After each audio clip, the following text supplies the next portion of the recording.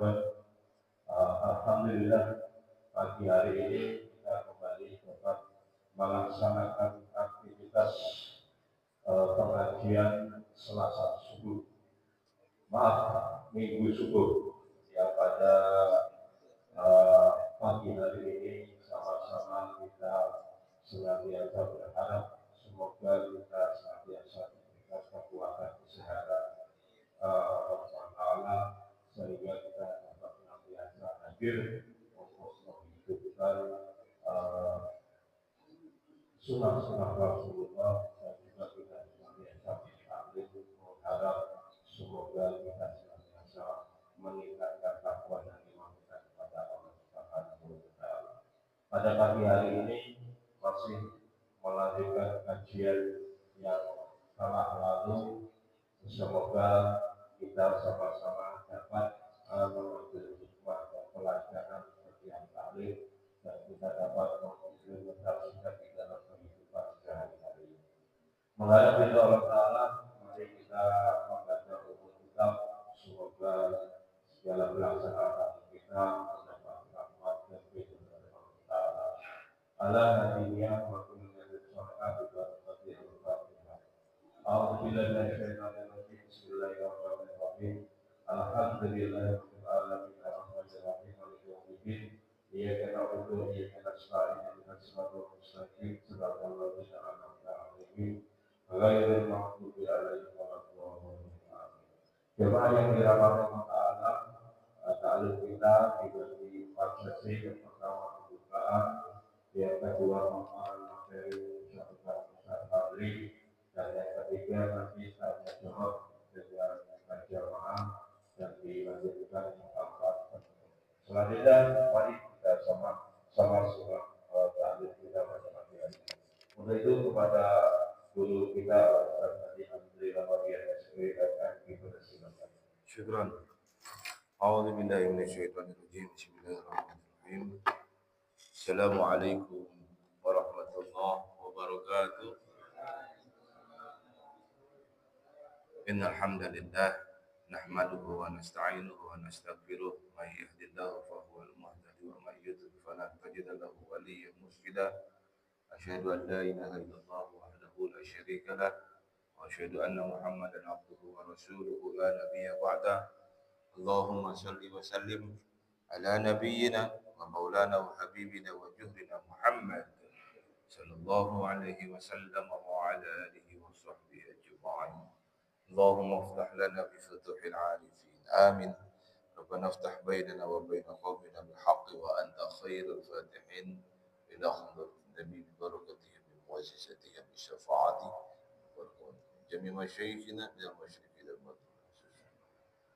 Syekh Abdul Qadir Jailani Syibah dan Syabal Hadrati Imam Rabbana Syekh Syekh Muhammad bin Sambal Syekh Abdul Ghaffar Syekh Al-Syekh Karim Syekh Al-Mubarak Syekhina Muhammad Syahid wa Abdul wa jami' awliya'illahi bi hadhihi al-qaryah wa bi hadhihi al-bilad. Al-Fatiha. A'udzu billahi minasy syaithanir rajim. Bismillahirrahmanirrahim. Alhamdulillahi rabbil alamin. Ar-rahmanir rahim. Maliki yaumiddin. Iyyaka na'budu wa iyyaka nasta'in. Ihdinas siratal mustaqim. Siratal ladzina an'amta 'alaihim ghairil maghdubi 'alaihim waladdallin.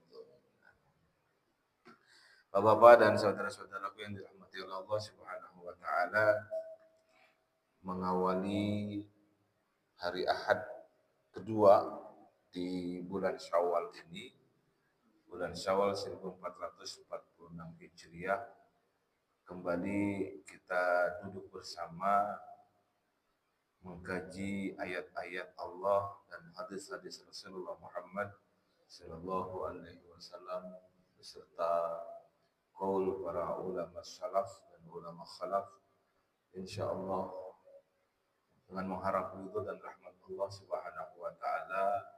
Mudah-mudahan apa yang kita lakukan ini senantiasa dibimbing olehnya. Amin. Allahumma amin. Dan juga senantiasa menambah ilmu kita sehingga dalam pelaksanaan ibadah kita menjadi lebih terjamin keabsahannya. Amin.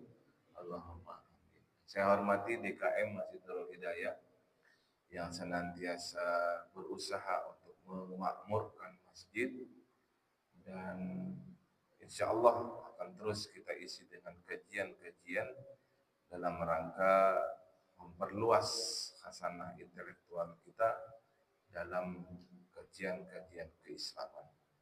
Para jamaah yang dirahmati oleh Allah, tahniah dari saya pribadi dan keluarga, mumpung masih bulan Syawal, masih di pertengahan bulan Syawal. Taqabbalallahu minna wa minkum, taqabbal ya karim, siyamana wa siyamakum, wa ja'alana wa iyyakum minal aidin wal faizin, kullu amin wa antum bi khair. Mohon maaf lahir dan batin apabila dalam interaksi kita selama ini ada hal-hal yang kurang, ada hal-hal yang mungkin menyinggung perasaan daripada jemaah sekalian. Dimaafkan nggih? Insyaallah, alhamdulillah. Insyaallah saya pun demikian. Dah halal lil halal. Nah, begitu. Baik, kajian kita dalam rangka mengkaji kajian-kajian selanjutnya, kita awali dengan dasar-dasar yang memperkokoh kajian-kajian kita. Saya kasih tema yaitu maqasid syariah. Maqasid syariah. Kalau secara bahasa, maqasid itu dari kata qasada, ya. Qasada yaqsudu qasdun. Bermaksud atau tujuan, bertujuan, ya. Maqasid itu tujuan-tujuan daripada syariah. Jadi apa yang dimaksud dengan maqasid syariah? Kita pecah dulu. Syariat itu adalah diambil dari kata syara'a yang berarti menelusuri jalan yang jelas. Syariah juga berarti sumber air yang mengalir. Ya. Dalam sebuah qaul ulama, asy-syari'atu hiya an-nizamul lati syara'aha Allahu aw syara'a usulaha liyakhudhal insan biha nafsihi fi alaqatihi. Syariat ialah aturan-aturan, ketentuan dan hukum yang disyariatkan Allah atau yang mengatur tingkah laku manusia. Ya.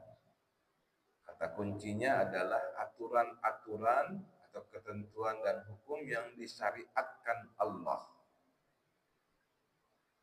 atau yang mengatur tingkah laku manusia.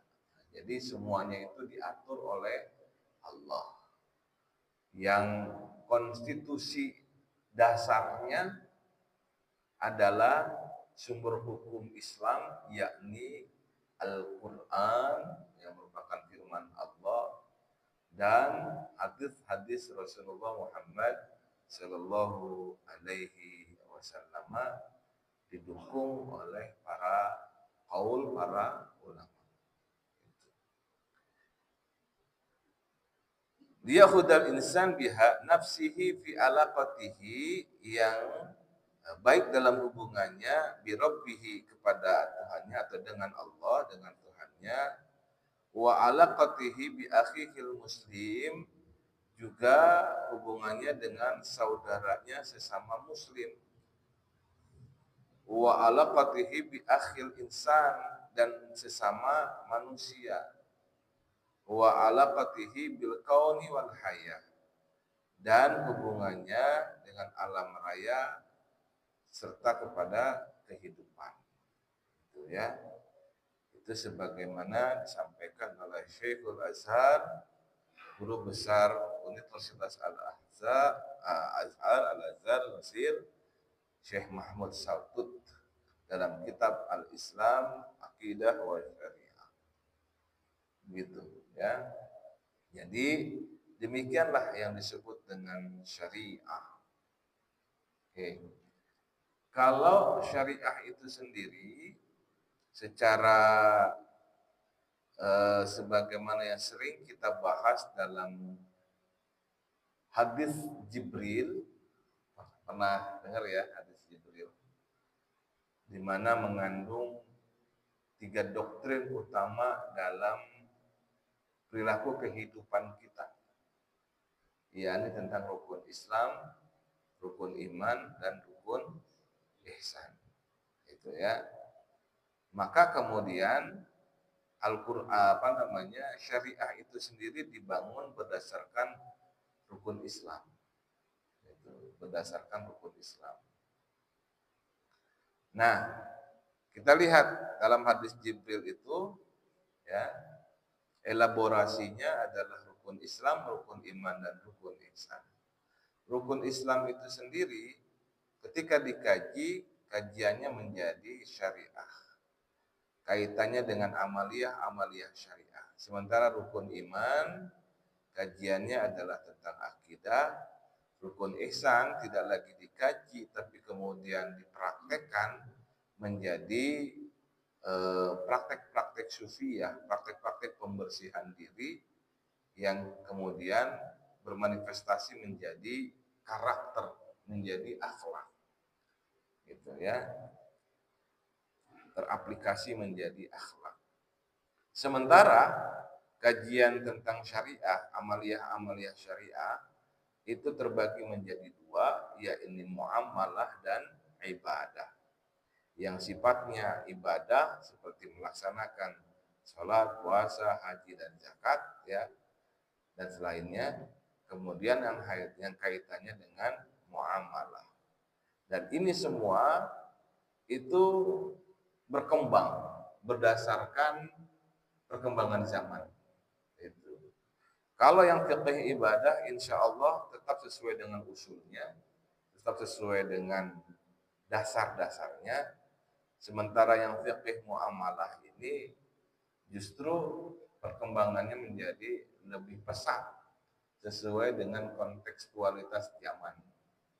Ya. Kalau dulu kontekstualitas zaman bahwa manusia dalam mengembangkan kehidupan secara genealogi, secara keturunan, itu ya natural saja. Laki-laki perempuan menikah. Kemudian setelah menikah tentunya sesuai dengan sunnatullah, kalau dia berhubungan badan berarti akan ada ovum yang dibuahi, gitu kan, lalu jadilah janin, lalu tumbuh anak dan segala macam. Tapi ada kalanya tidak terjadi sesuai dengan yang diharapkan, gitu ya. Nggak punya anak misalkan, lalu kemudian berproses berikhtiar gimana caranya supaya punya anak. Ada nggak cara-caranya? Kalau mengacu kepada zaman dulu ya mungkin belum ada. Kemudian ada teknologi sesuai dengan sunatullah juga, karena teknologi itu muncul dari ilmu yang disampaikan oleh Allah kepada para manusia itu sendiri. Berkembang ilmu, lalu muncul teknologi yang disebut dengan bayi tabung. Nah, bayi tabung itu zaman dulu ya belum ada, tapi tuntutan zaman, manusia berkehendak, manusia berkeinginan, maka mengikuti itu keinginan manusia dengan perkembangan teknologi. Akhirnya kemudian dicari bagaimana ini sesuai apa enggak dengan syariah.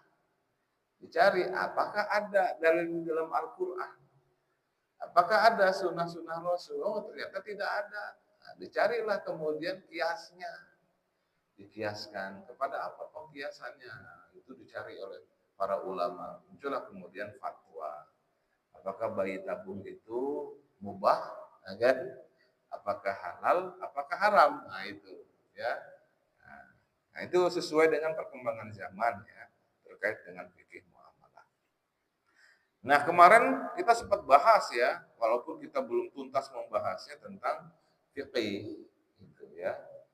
Nah, nanti dalam fikih ibadah, terkait fikih ibadah itu adalah sholat, puasa, haji, dan zakat, masing-masing fam ilmu ini kemudian ya menjadi, ketika kita elaborat menjadi banyak sekali, dan ngebahasnya itu enggak sebentar gitu ya, butuh proses. Kalau nggak salah kita udah tuntas belum membahas fikih toharoh? Kayaknya belum ya. Sampai mandi wajib udah belum? Udah ya, sampai mandi wajib. Terus sampai ke tayamum udah ya? Sampai ke tayamum. Nah, lalu nanti tentang sholat sendiri, tentang puasa, tentang haji, tentang zakat. Nah, tentang itu fikih ibadah. Kaitannya dengan fikih muamalah nanti ada tentang siasah hukum, hukum tata negara, ya, tentang siasah. Oke. Kemudian tentang murafaat, hukum acara, tentang munakahat, hukum pernikahan, hukum perkawinan, tentang mawaris, hukum waris, tentang muamalah maliyah, tentang hukum berbisnis, itu, ya.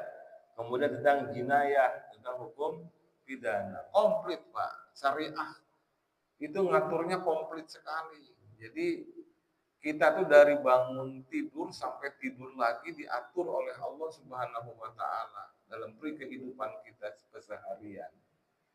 Ya, bangun tidur, kita baca doa, begitu. Itu diatur oleh Allah. Ya, dicontohkan oleh Rasulullah Muhammad SAW. Apa filosofisnya, apa tujuannya, segala macam begitu. Bangun dari tidur, selain berdoa, kemudian kita langsung masuk ke tempat wudhu. Kalau ya mau segar ya mandi gitu ya. Masya Allah. Lalu setelah itu di dalam kamar mandi ngapain ya? Keluar dari kamar mandi baca doa lagi. Lalu wudhu, kalau sholat dan segala macam. Pokoknya diatur ya semuanya itu ya. Itu tentang syariah. Lalu tentang pengertian maqasid syariah. Maqasid bentuk jama dari kata maksud yang artinya adalah tujuan. Sedangkan syariah antara lain berarti agama. Jadi maqasid syariah ialah uraian tentang maksud-maksud tujuan kehadiran syariat Islam. Ulama yang memperkenalkan istilah ini ialah Imam Abu Ishaq Ibrahim bin Musa Asy-Syatibi yang wafat tahun 790 Hijriah atau 1388 Masehi, kurang lebih sekitar 600 tahun yang lalu, ya, 650 tahun yang lalu. Maksud atau tujuan tersebut ditinjau dari dua sisi. Yang pertama adalah sisi peletak syariah, ialah upaya mengetahui dan menjelaskan apa yang berada di balik ketetapan Allah. Itu sisi peletak syariah. Yang kedua, sisi pelaksana syariah atau mukallaf. Bagi kita yang menjadi objeknya, ialah bagaimana sikap terhadap syariah. Sikap ini berarti kaitannya dengan niat, dengan ucapan, tingkah laku, serta persesuaiannya atau ketidaksesuaiannya dengan syariat ilahiyah. Begitu Pak ya. Sampai di sini bisa dipahami? Saya? Oke, baik. Nah, ini pengertian. Tujuan Allah menetapkan syariah adalah kemaslahatan manusia untuk di dunia dan di akhirat, ya, atau untuk masa sekarang dan yang akan datang.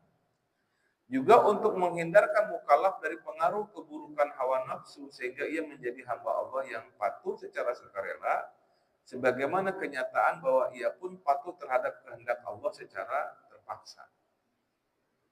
Maksudnya gimana? Begini Pak, syariah udah mengatur batasan-batasannya. Jangan sampai kemudian kita melebihi batasan itu. Gitu ya.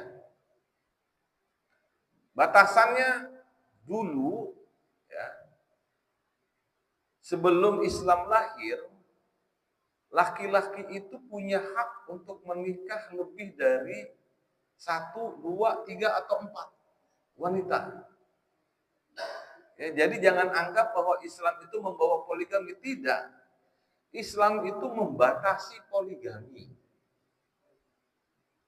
Sebab dulu laki-laki apalagi dia mempunyai kuasa, dia mempunyai harta, mempunyai wewenang terhadap masyarakatnya, itu bisa lebih dari 4 orang dinikahi oleh dirinya. Tidak hanya di Arab Saudi, Pak. Itu berlaku di peradaban yang lain. Di Mesir, di Bizantium, di Afrika, itu raja-rajanya rata-rata punya istri dan kalau nggak dibilang istri mungkin harim ya, zaman dulu namanya harim. Itu selir kalau bahasa kita. Itu banyak banget itu. Nah, Islam datang dibatasi oleh Allah Subhanahu wa taala. Itu dengan Al-Qur'an surah An-Nisa ayat 3. Itu ya. Nah, itu. Jadi datanglah syariah membatasi itu. Jadi jangan sampai terlewat batas untuk mengikuti hawa nafsu. Yang ada kan zaman dulu menikah banyak perempuan itu karena hawa nafsu. Kita contohkan Rasulullah Muhammad SAW ketika menikahi banyak wanita itu apakah dasarnya hawa nafsu? Tidak.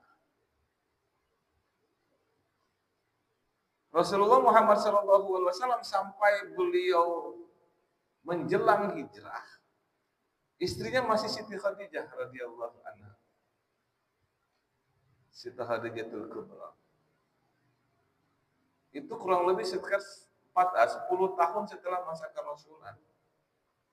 Barulah kemudian setelah Ibunda Khadijah meninggal dunia, ya, maka Rasulullah Shallallahu Alaihi Wasallam itu ditawari istilahnya gitu oleh sahabatnya untuk memiliki pasangan, ya.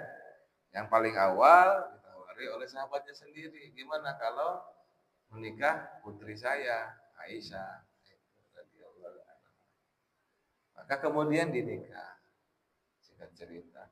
Tapi kemudian setelah hijrah ke Madinah terjadi peperangan, ada salah seorang wanita yang suaminya syahid dalam peperangan itu, anak-anaknya syahid.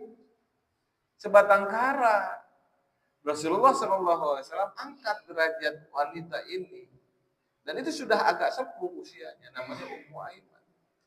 Dinikah oleh Rasulullah Muhammad SAW. Masya Allah ya. Nah ini, jadi membatasi hal-hal yang kaitannya dengan hawa nafsu. Nah, kehendak Allah sendiri ada 2 macam. Ada yang disebut dengan takwiniyah, yaitu yang pasti terjadi sesuai kehendakannya, sesuai dengan kehendaknya, dari kata kaun, dari kata kana, ya. Yang kedua adalah tasyri'iyah, adalah yang berkaitan dengan tuntutan agama. Terjadinya antara lain dikaitkan Allah dengan kehendak manusia. Seperti tadi, ya, manusia pengen punya keturunan, tapi secara kesehatan ini nggak produktif nih, ya, bibit yang timbul dari keduanya, maka kemudian dicari cara supaya bibit dari keduanya disatukan di luar, gitu. Kemudian nanti disuntikan lagi ke rahim wanitanya. Nah, itulah yang disebut dengan bayi tabung. Nah, ini kemudian disesuaikan, ya, dengan syariah, gitu, ya. Oke. Hadhihi syariah wudi'at li tahqiqi maqasid syar'i, maqasid syar'i fi qiyami masalihihim fid dini wad dunya ma'a. Syariat ini dibuat untuk mencapai tujuan syar'i, pembuat syariah dalam menegakkan kemaslahatan mereka dalam urusan agama dan dunia secara simultan, sebagaimana disampaikan oleh Imam Syatibi dalam kitab Al-Muwafaqat. Ya. Nabni bil maslahatil mahafizati ala maqsudis syar'i Ya. Yang kami maksud dengan maslahat ialah memelihara tujuan syariat. Maksud syar'i minal khalqi khamsah. Tujuan syariat bagi makhluk itu ada 5. Wahwa ayyahfadhu alaihim dinihim. Yakni tujuannya dalam rangka memelihara agama mereka. Wa nafsihim, dan memelihara jiwa mereka, memelihara diri mereka. Wa uqulihim, memelihara akal mereka. Wa naslihim, memelihara keturunan mereka. Wa malihim, dan memelihara harta mereka. Jadi ada 5. Ya. Hifduddin, memelihara jiwa. Hifdun nafs, memelihara hifduddin, memelihara agama, merawat agama. Hifdun nafs, merawat diri. Kemudian hifdul aql, merawat akal, memelihara akal. Hifdun nasl, memelihara keturunan. Hifdul mal, memelihara harta, merawat harta. Jadi kaitannya dengan 5 hal tersebut.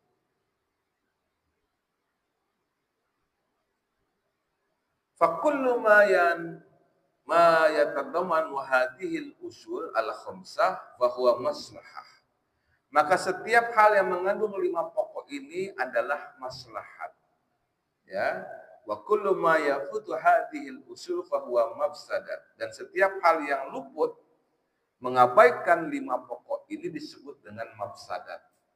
Jadi ketika melakukan sesuatu tidak sesuai dengan hifdul dinnya, tidak sesuai dengan hifdul nafsnya, tidak sesuai dengan hifdul naslnya, ya, tidak sesuai dengan hifdul malnya, ya, tidak sesuai dengan hifdul akalnya, maka disebut dengan mafsadat, disebut dengan melakukan kerusakan.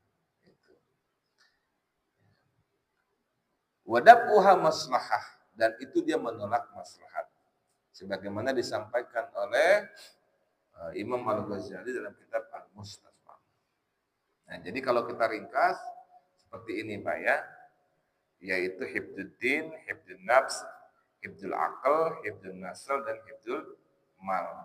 Ini ketentuan-ketentuan berdasarkan Al-Quran, firman Allah Subhanahu wa ta'ala. Jadi maqasidus syariah, tujuan kehadiran agama adalah memelihara agama, hifduddin, memelihara jiwa, hifdul nafs, memelihara akal, hifdul aql, memelihara keturunan, hifdul nasl, dan hifdul mal, memelihara harta. Itu maqasid syariah itu. Jadi ini diterapkannya bagaimana Ustaz? Nah, kan begitu. Ya, terapkannya bagaimana? Contoh dalam fiqh muamalah, penerapannya. Dulu kita kan nggak ada yang disebut dengan perbankan syariah. Ya. Kita berekonomi itu berdasarkan konvensional. Sebelum penjajah Belanda datang,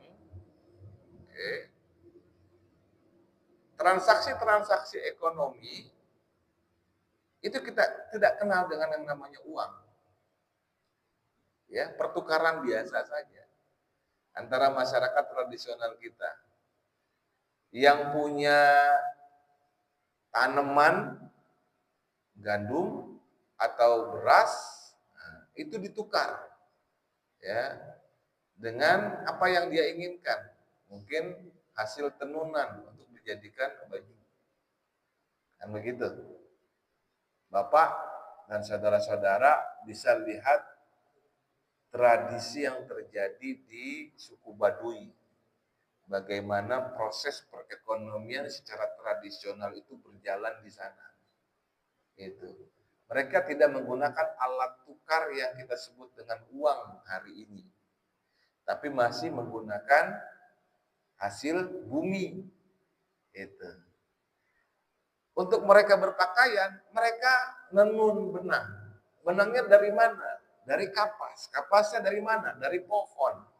Pohonnya mereka tanam sendiri, tumbuh dan berkembang, lalu mereka tebang, lalu dijadikan serat, seratnya itu kemudian ditenun menjadi benang, lalu kemudian menjadi kain. Ditukar dengan hasil bumi tetangganya, hasil buminya apa? Nah, begitu. Maka kemudian kita lihat, saking tradisionalnya, pakaian mereka itu cuma ada dua warna, yaitu warna putih dan warna hitam. Putih untuk suku Baduy bagian dalam, hitam untuk suku Baduy bagian luar. Itu tradisi itu dijaga. Tapi kalau kaum modern, orang-orang yang sudah modern, tidak cukup itu, karena memang keinginannya lebih banyak. Ya, keinginannya lebih banyak. Maka kemudian diambil coraknya, diambil warna lebih lebih lebih banyak dan segala macam. Gitu. Nah, karenanya kemudian menjadi lebih indah begitu. Karena ada keindahan itu nilainya menjadi lebih tinggi. Lalu ada nilai ekonomi dari apa yang mereka hasilkan. Nah, ini ya. Oke. Memelihara syariat atau agama adalah tuntutan yang berkaitan dengan Allah dan Tuhan dan tata cara berhubungan dengannya. Nah, tadi kan wa alaqatihi fi rabbih, hubungannya dengan Allah Subhanahu wa taala. Wa alaqatihi fil insan, berhubungan dengan sesama manusia serta dengan alam raya. Dalam konteks pemeliharaan agama, lahir kewajiban belajar mengajar. Nah, ini pertama ya kita bahas dulu ya, hifdzuddin. Dalam konteks hifdzuddin ini lahirlah ya kewajiban belajar dan mengajar. Merawat agama supaya utuh sebagaimana yang disampaikan oleh Rasulullah Muhammad SAW, maka generasi harus melakukan proses belajar, harus melakukan proses tarbiyah. Itu. Ulama-ulama zaman dulu, Pak, semangat belajarnya, kemudian menjadi ulama ya, luar biasa itu. Imam Syafi'i oleh ibundanya itu diwakafkan kepada Allah Subhanahu wa taala. Ketika Imam Syafi'i izin untuk menuntut ilmu oleh ibundanya benar-benar dilepas. Karena beliau anak yatim.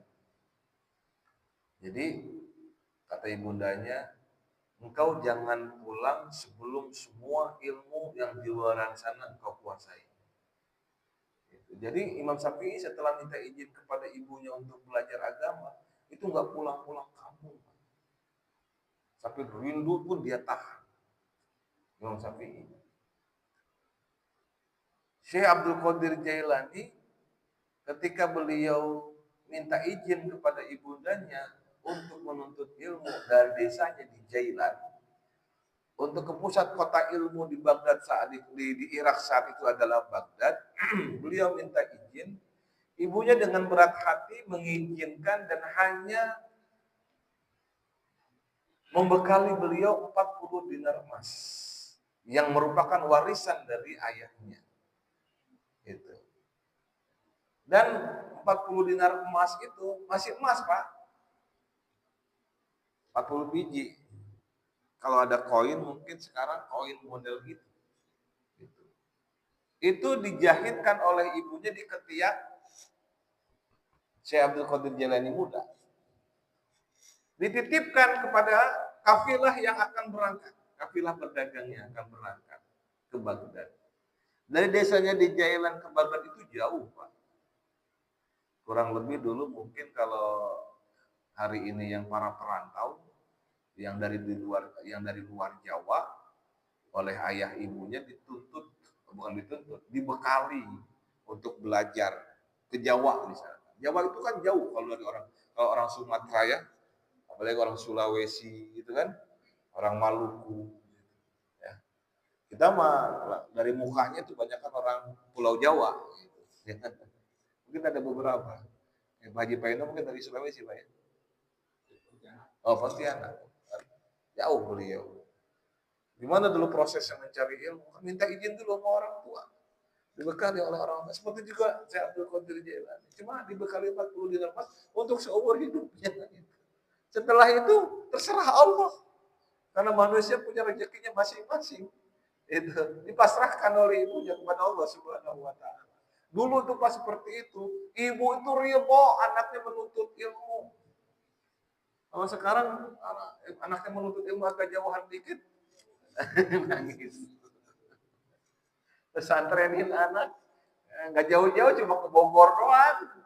Itu juga bisa ditengokin tiap minggu gitu kan. Nangisnya minta ampun gitu ya. Ya anak masih sayang ibu sih ya. Gitu ya. Jadi ada kewajiban belajar dari maksud syariah adalah memelihara agama. Ibnuddin. Ada kewajiban menyampaikan ayat-ayat Allah, bertabligh dan berdakwah. Serta ada upaya memelihara lingkungan atau pergaulan sehat lahir dan batin, baik pribadi atau kelompok. Itu aplikasi dari Hibduddin, aplikasi dari memelihara agama. Contohnya kita, bagaimana supaya harta yang beredar di masyarakat itu tidak hanya dikuasai oleh para agniya. Allah mensyariatkan harta mereka itu disisihkan. Yang wajib disisihkannya adalah 2,5%. Tapi jangan hanya sekedar dari pribadi ke pribadi saja. Itu harus diatur supaya terjadi kesetaraan, supaya terjadi keseimbangan, supaya terjadi keadilan. Maka dibentuk oleh Rasulullah Muhammad SAW disebut keamilan, pengurus. Rasulullah membentuk Baitul Mal. Ya. Baitul Mal itu dalam rangka menampung zakat-zakat yang sudah diambil dari masyarakat. Kemudian nanti disalurkan kepada yang membutuhkan. Dan itu secara agama harus dilakukan supaya tidak terjadi ketimpangan. Maka harus ada amil, begitu ya, harus ada amil, dan amil itu harus tahu tentang ilmu fikih tentang zakat, itu ya, nggak sembarangan. Asnafnya siapa yang berhak menerima zakat? Oke, meskipun amil ini dapat istilahnya reward, ya, 1/8 dari bagian 8 asnaf itu. Jadi mereka bekerja berdasarkan reward yang Allah berikan itu dari 1/8. Oke ya. Dan lain-lain Pak. Kalau saya bahas ini tentang Hibduddin banyak sekali cabang-cabangnya dan ranting-rantingnya. Lalu tentang Hibdun Nafs, memelihara jiwa manusia, adalah semua yang membahayakan, apalagi mengancam jiwa manusia. Termasuk dilarangnya, mengancam jiwa manusia. Dilarangnya termasuk terhadap janin. Termasuk juga memelihara anggota tubuh manusia, bahkan memelihara hak setiap orang untuk hidup terhormat, lagi terhindar dari segala macam pelecehan haknya sebagai manusia.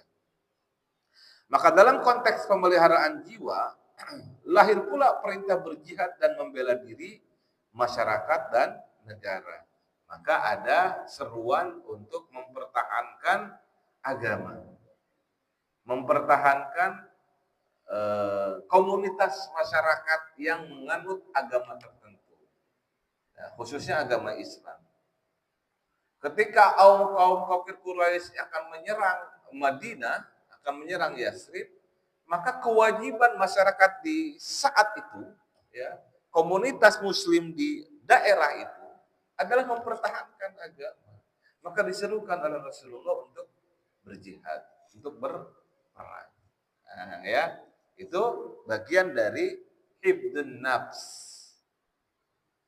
Demikian juga tuntunan menyangkut kebutuhan hidup serta sanksi-sanksi bagi pelanggaran atas tuntunan itu.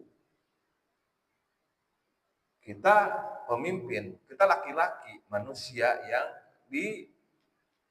digariskan oleh Allah untuk menjadi pemimpin keluarga. Kewajiban kita laki-laki memberi nafkah untuk istri dan anak-anak kita.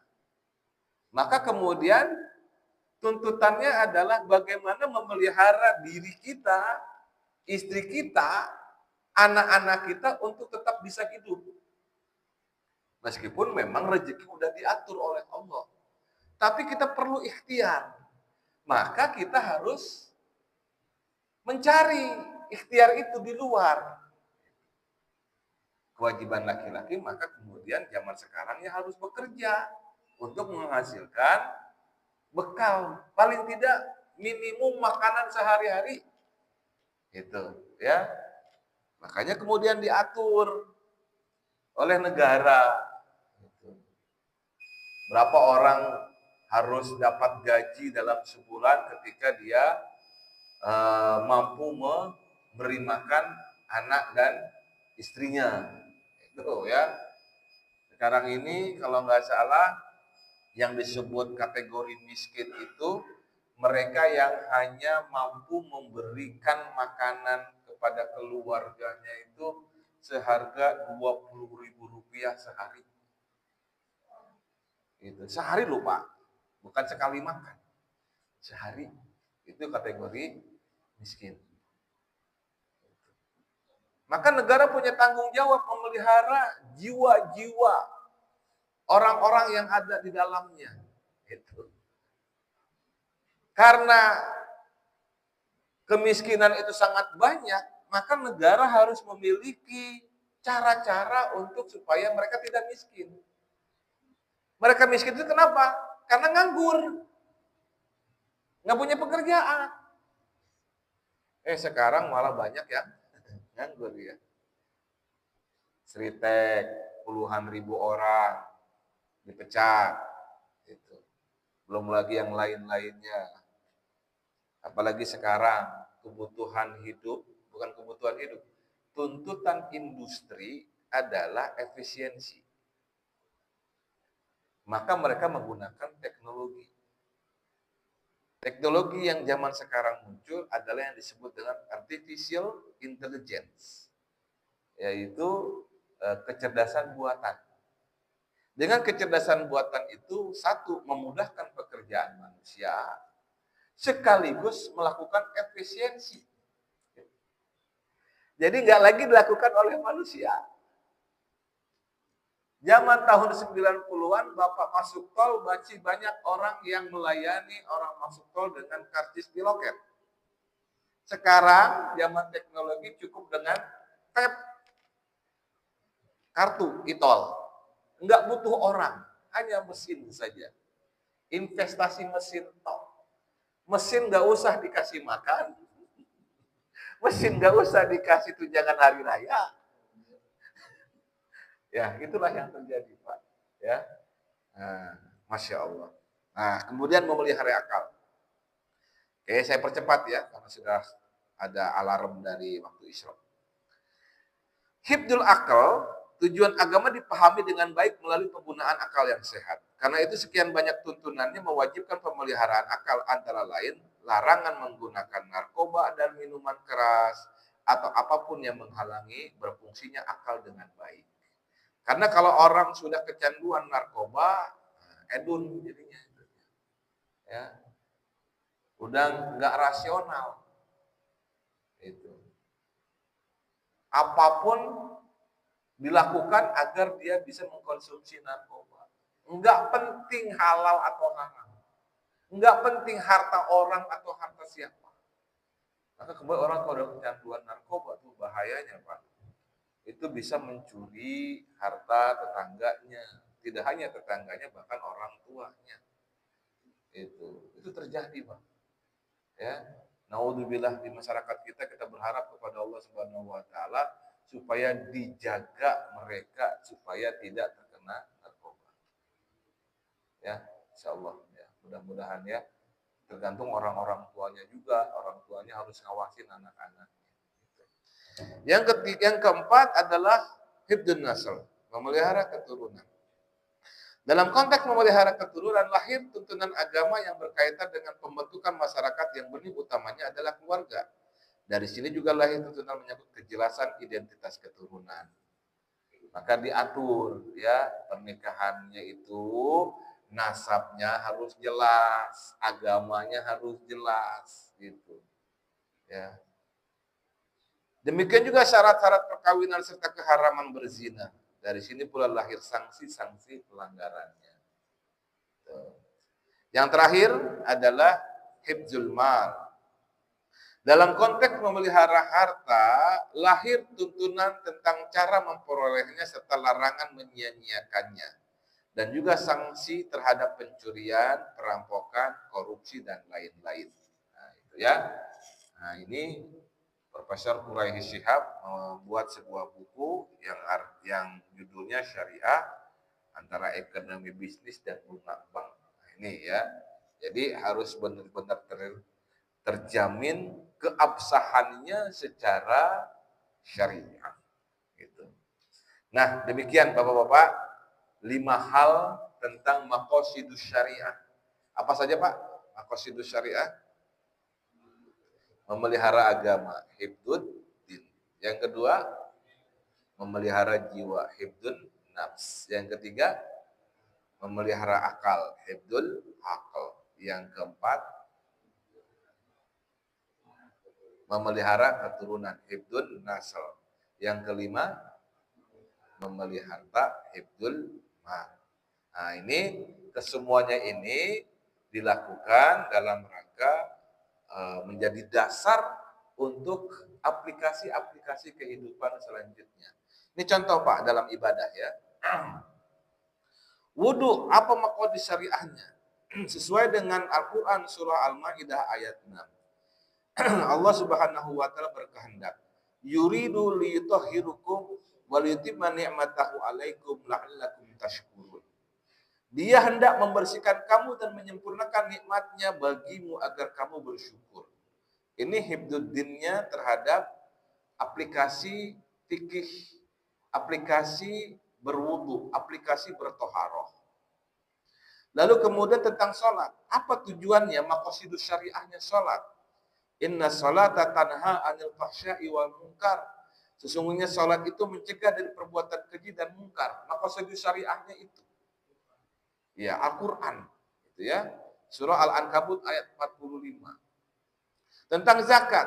Maqasidus syariahnya apa? Surah At-Taubah ayat 103. A'udzubillahi minasyaitonirrajim. Khudh min amwalihim shadaqatan tutahhiruhum wa tuzakkihim biha wa shalli 'alaihim. Ambillah zakat dari harta mereka untuk menyucikan dan membersihkan mereka. Maqasidus syariahnya adalah dalam rangka menyucikan dan membersihkan mereka. Kemudian puasa. Nah ini maqasidus syariahnya la'allakum tattaqun. Ya. Setelah puasa apakah menjadi takwa atau tidak?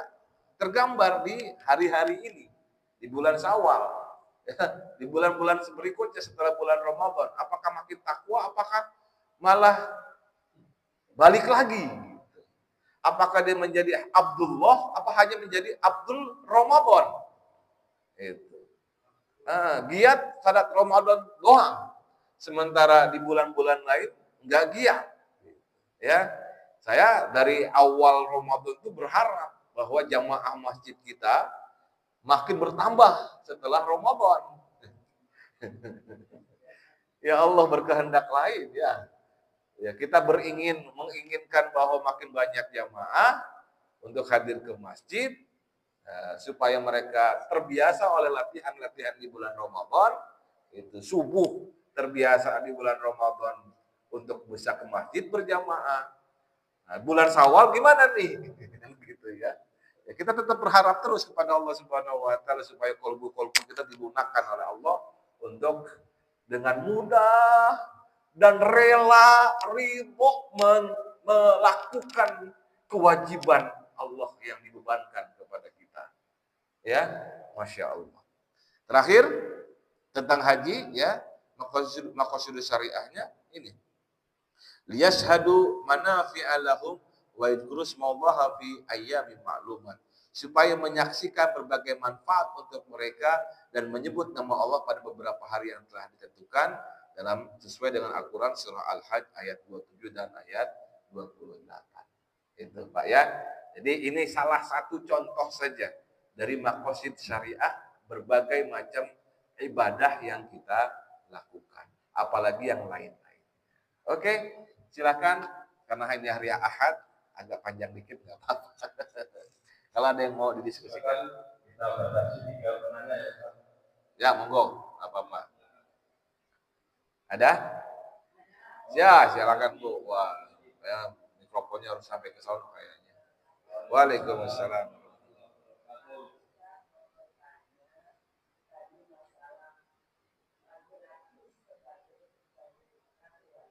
Hmm.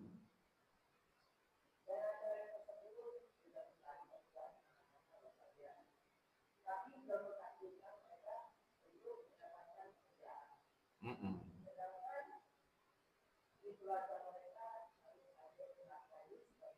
Mm-mm.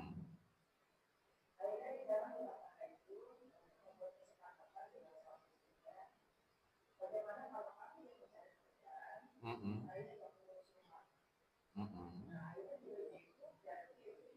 Mm-mm. Iya. Mm-mm. Mm-mm.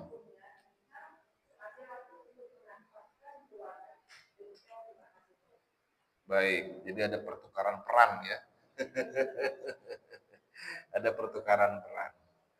Memang kenyataan sekarang ini balik lagi sebenarnya kepada eh, konteks kemampuan, konteks skill ya. Makanya memang laki-laki itu sebenarnya ketika dari mulai usia dini itu skillnya harus diperbanyak, Pak. Kemampuannya harus diperbanyak. Kalau nggak punya kemampuan, ya itu setelah dewasanya dia bakal menjadi itu tuh seperti tadi, pergantian peran. Ya sebenarnya kalau nggak mesti hal-hal yang sifatnya teknologi ya yang dikuasai oleh laki-laki. Bahkan laki-laki juga bisa menguasai memasak. Ya enggak? Ketika laki-laki menguasai cara memasak, dia jadi koki, bahkan menjadi mengundang rejeki dari hasil cara dia memasak. Dan itu nggak usah gengsi-gengsian, Pak. Itu ya. Nah itu sebenarnya dari skill, dasarnya dari skill. Kalau kita nggak punya skill, kalau kita nggak punya kemampuan, maka orang nggak akan menghargai apa yang bisa kita karyakan kepada masyarakat. Nggak punya pekerjaan itu sebenarnya laki-laki gini ya, jangan menyerah sih ya. Laki-laki itu harus memiliki fight, ya harus memiliki semangat fight, semangat bertempur, semangat berjuang. Jangan menyerah dengan keadaan. Tapi ya begitu, kenyataannya susah juga itu ya, dapat kerjaan. Akhirnya ganti peran. Ya udah kalau gitu, saya yang kerja deh, kata istrinya. Itu. Sementara kamu ngurus rumah tangga. Sepanjang ridho keduanya, ya, sepanjang ridho keduanya, catatannya itu ya, sepanjang ridho keduanya dan tidak menjadi masalah di lain hari, silakan lakukan. Asal keduanya ridho. Dan jangan menuntut. Setelah sang istri kemudian banyak jobnya, naik prestasinya, dihargai di kantornya, naik gajinya, makin tinggi gajinya sementara suaminya memang ngurusin rumah tangga. Jangan kemudian ngarasula, kata orang Sunda. Apa tuh ngarasula, Pak? Saya juga bingung ngarasula apa. Nuntut lebih. Ya, padahal kesepakatannya udah di awal seperti itu. Ya, dan sebagai laki-laki ya sebenarnya jangan juga kemudian kita menjadi terlena dengan kondisi. Ya, istrinya suruh kerja jadi TKW di luar negeri. Dia dapat kiriman tiap bulan dari istrinya dipakai buat selingkuh. Kawin lagi. Nah, ini namanya kurang ajar gitu. Ya. Baik, jadi jawabannya adalah sepanjang ridho pasangan keluarga ini, ya si istri kemudian daripada nggak ada pekerja, daripada nggak ada penghasilan kemudian dia bekerja, ridho suaminya istrinya bekerja, maka kemudian boleh dilakukan, tapi jangan keterusan, ya, jangan keterusan. Bahaya bagi laki-laki. Nanti pertanggungjawaban di akhirat itu bahaya. Jangan keterusan dan jangan terlena. Kalau bisa dia ambil skill-skill yang lain. Skill itu apa sih? Keterampilan, ya, keterampilan fisik maupun keterampilan otak, gitu, ya. Makanya memang dari kecil itu laki-laki harus lebih banyak Pak punya kemampuan. Ya. Jangan dibiarin diam di rumah main game. Sebenarnya kalau main game aja sih bagus, ya. Main game aja bagus, kemudian dia terangsang untuk mampu membuat game yang lebih dari yang dia sering mainkan. Nah, itu ya. Karena itu kemudian ada pelatihan-pelatihan tentang coding, ya. Pelatihan-pelatihan tentang desain internet dan segala macam. Zaman sekarang seperti itu, Pak. Oke, itu saja jawaban dari saya, Bu Haji. Ada sepanjang ridho. Catatannya sepanjang ridho. Dan jangan terlena laki-lakinya. Iya. Ada lagi? Ya, mangga. Waalaikumsalam.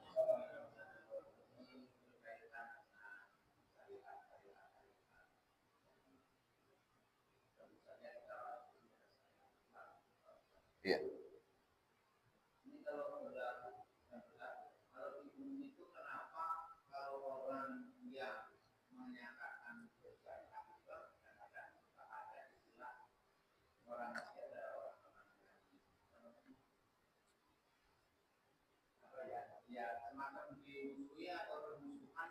Hmm.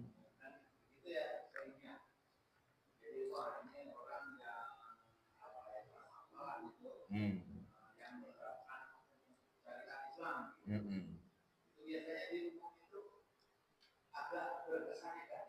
Oke.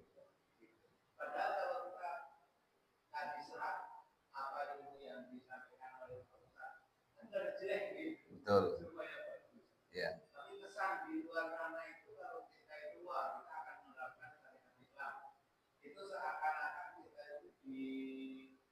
Ya. Baik, saya bisa tangkap, Pak. Oke, jadi opini masyarakat masih negatif, gitu istilahnya ya. Oke, baik. Itu kaitannya dengan literasi, ya. Kaitannya dengan sosialisasi tentang makna syariat itu sendiri. Saya punya kawan dan kita sering bermuamalah dalam kegiatan-kegiatan ekonomi. Non-muslim, rasnya non-pribumi, ya, saya bilang begitu, ya. Rasnya non-pribumi dan non-muslim. Dia nggak tahu tentang syariat sebelumnya. Bahkan memang kesannya negatif. Tapi kita bermuamalah dengan mereka. Bermuamalah bahkan berkongsi dalam sebuah bisnis. Kita jelasin, mereka punya keinginan bahwa harta mereka ini nih gimana nih supaya jangan ada di antara mereka aja. Lalu kita jelasin secara Islam tuh Pak. Ya, bagaimana fungsi zakat, fungsi wakaf, tujuannya, kegunaannya. Loh, mereka tertarik. Lalu kita bilang, ini yang disebut dengan syariah. Ini yang disebut dengan syariah. Oh, ini syariah. Nah, itu. Artinya hanya kurang literasi saja. Termasuk kita masyarakat muslim itu sendiri kurang literasi saja. Prakteknya udah. Bapak makan di warteg. Ya. Kalau di warteg makan masih kita makan dulu baru kemudian bayar. Ya kan? Baru kemudian bayar. Coba makan di resto-resto yang kita ngambil makanan tapi harus tetap bayar di muka.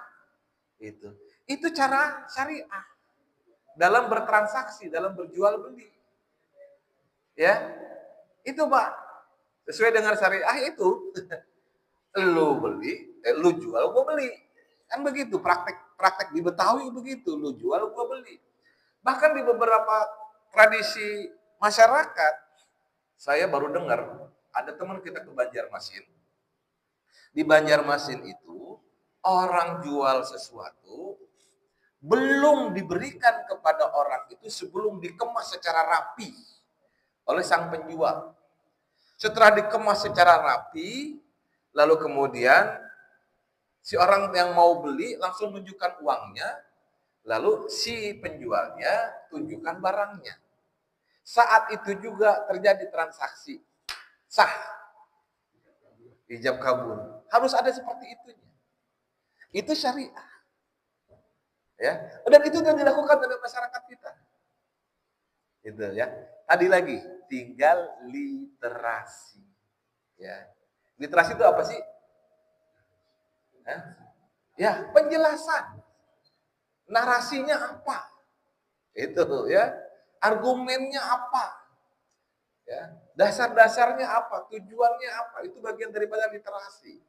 Cara mempraktekannya seperti apa? Itu bagian dari literasi dalam bersyariah. Yang kurang literasinya memang udah keduluan dengar bahasa Arabnya. Jadi bingung duluan dengan bahasa Arab. Seperti akad kita. Akad kita itu ada yang disebut dengan baik, ya, ada yang disebut dengan mudharabah, ada yang disebut dengan musyarakah. Itu bagi mereka yang tidak pernah belajar bahasa Arab menjadi bingung. Tinggal dibahasakan dengan bahasa yang sederhana. Seperti itu, ya. Dulu juga saya awal-awal belajar ini juga agak bingung sama teman-teman yang memang sudah mahir dalam syariah gitu. Ustadz, saya bilang, bahasanya nih jelimet nih. Bagi orang awam bingungin gitu. Bisa nggak dicari bahasa-bahasa atau diksi-diksi yang lebih familiar kepada masyarakat kita? Nah, itu ya. Nah itu Pak, literasinya aja yang kurang. Ada lagi terakhir satu saja. Silakan lagi. Lanjut Seno. Waalaikumsalam.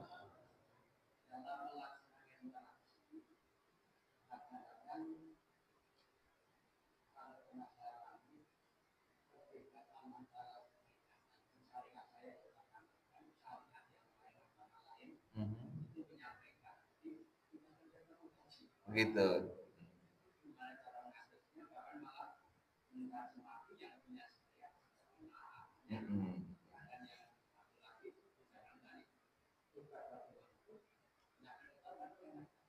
Oke.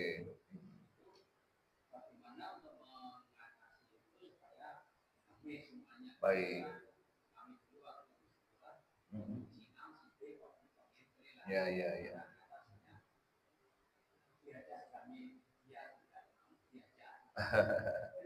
Baik. Oke. Saya ingin menganalogikannya dengan jeruji sepeda, Pak. Jeruji sepeda yang biasa kita sering pakai itu ya, kan dalam sebuah lingkaran ya. Oke. Dia makin jauh, makin terpisah karena makin beda jaraknya, karena jauh dari titik pusatnya. Ya. Si jeruji itu kan panjang-panjang Pak ya. Dari titik pusatnya lingkaran kecil, pelakar yang kecil itu, ya, sampai ke diameter terluar ban, itu kan kalau makin jauh, dia makin beda jaraknya kan, makin jauh jaraknya. Ya enggak? Antara jeruji satu dengan jeruji yang lain. Oke? Tapi semakin dekat dengan titik pusatnya, ya, semakin dekat dengan titik pusatnya, makin menyatu. Nah, analogi ini adalah Pak, cari titik temunya. Kalau tidak titik temunya dalam kesyariatan secara karena beda agama tadi, ya beda agama itu punya prinsip-prinsip yang masing-masing memiliki keyakinan. Tapi cari titik temunya, ya. Titik temunya di mana? Mungkin karena kita sesama manusia, sesama bangsa Indonesia, gitu kan? Maka cari titik temunya di apa? Tujuannya apa? Itu, ya. Kalau misalkan membahas keyakinan kita, kemudian membahas keyakinan mereka, ya tentu tentu akan banyak perbedaan. Sekarang titik temunya apa? Titik temunya di sisi insaniahnya, di sisi kemanusiaannya. Tujuan-tujuan ekonominya ini apa sih sebenarnya? Nah, itu cari titik temunya di situ. Kalau nyari titik sama titik perbedaannya ya tentu akan berbeda terus. Gitu ya, akan berbeda terus. Seperti tadi yang saya contohkan bahwa teman-teman kita non muslim yang kita kasih literasi tentang zakat dan tentang wakaf, itu akhirnya mereka memahami kalau dalam istilah orang Eropa, wakaf itu namanya endowment. Ya, penyisihan harta untuk kemaslahatan umat, bahasa mereka namanya endowment. Dan itu sudah dilakukan. Universitas Oxford di Inggris itu kalau dalam Islam itu sudah disebut didanai dari harta wakaf. Cuma mereka, orang-orang Eropa itu ngumpulin uang, para pendirinya itu untuk mendirikan Universitas Oxford itu. Itu namanya endowment, bahasa mereka. Bahasa kitanya wakaf. Universitas kita yang wakaf itu di Mesir namanya Al-Azhar. Mesir.